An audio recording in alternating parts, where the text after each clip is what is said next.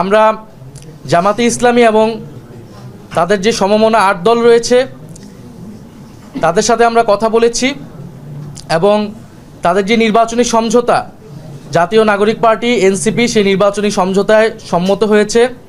আমরা জাতীয় নাগরিক পার্টি এনসিপি এবং এই সমমনা 8 দলের সাথে আমরা একত্রে নির্বাচনে অংশগ্রহণ করব বলে আমরা সিদ্ধান্ত নিয়েছি। জাতীয় নাগরিক পার্টি এনসিপির পক্ষ থেকে আমরা প্রথম থেকে বলে এসেছি যে আমরা আসন্ন এই নির্বাচনে আমরা এককভাবে এই নির্বাচনে আমরা অংশগ্রহণ করতে চাই।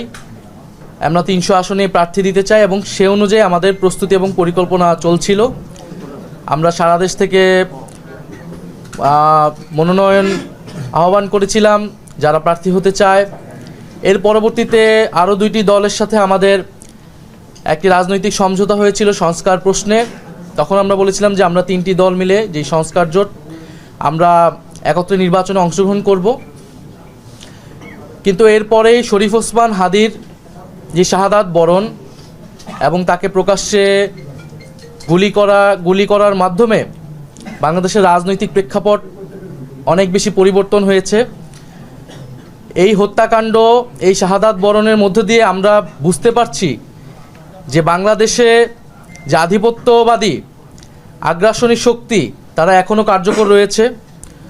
গণ অভ্যুত্থানের মধ্য দিয়ে যাদেরকে আমরা পরাজিত করেছিলাম তারা এখনও চক্রান্ত করছে নির্বাচন বানচাল করার জন্য। তারা চক্রান্ত করছে এই যে সংস্কার এবং নতুন বাংলাদেশের অগ্রযাত্রা সেটাকে ব্যাহত করার জন্য, এবং তারা চক্রান্ত করছে এই জুলাই প্রজন্মকে নিঃশেষ করে দেওয়ার জন্য।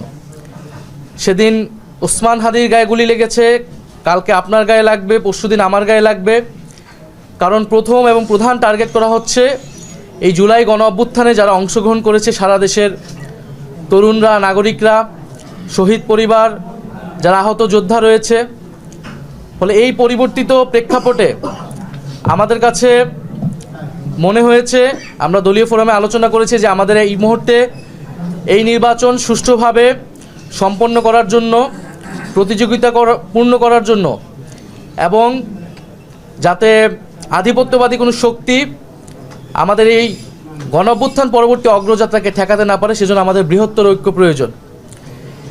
সেই তাগিদ থেকেই আমরা জামাতে ইসলামী এবং তাদের যে সমমনা 8 দল রয়েছে তাদের সাথে আমরা কথা বলেছি এবং তাদের যে নির্বাচনী সমঝোতা জাতীয় নাগরিক পার্টি এনসিপি সেই নির্বাচনী সমঝোতায় সম্মত হয়েছে।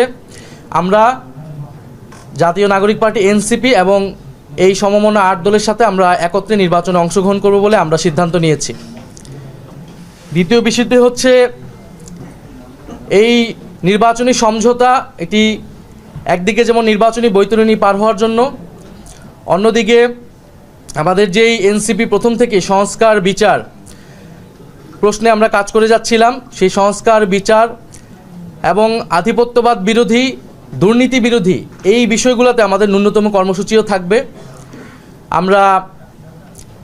আমাদের রাজনৈতিক জায়গায় আমরা মনে করছি এই মুহূর্তে বাংলাদেশের এই সংকটগুলো রয়েছে, যেখান থেকে এই বাংলাদেশকে রক্ষা করতে হবে, জুলাই প্রজন্মকে রক্ষা করতে হবে এবং গণ অভ্যুত্থান পরবর্তী যে আমাদের আকাঙ্ক্ষা সেটা যাতে কোনোভাবেই ব্যাহত না হয়, এই জন্য আমরা একটা বৃহত্তর ঐক্যের জায়গায় পৌঁছেছি।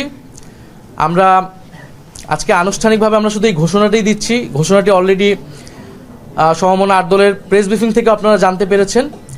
আমরা আগামীকাল হচ্ছে আমাদের যে প্রার্থীর বিষয়টা আছে সেটা আমরা চূড়ান্তভাবে আপনারা ঘোষণা দিব এবং সমঝোতায় আমাদের যে প্রার্থী তারাই নমিনেশন ফর্ম জমা দিবেন এবং সারা বাংলাদেশে আমরা একত্রে নির্বাচনে অংশগ্রহণ করব এবং জাতীয় নাগরিক পার্টি এবং তাদের সহযোগী সংগঠন গণভোটের পক্ষে ক্যাম্পেইন করবে এবং যেখানে আমাদের প্রার্থী থাকবে না সেখানে অন্য যারা প্রার্থী থাকবেন এই সমঝোতা তাদেরকে সহায়তা করবেন, তাদের পক্ষে ক্যাম্পেইন করবেন।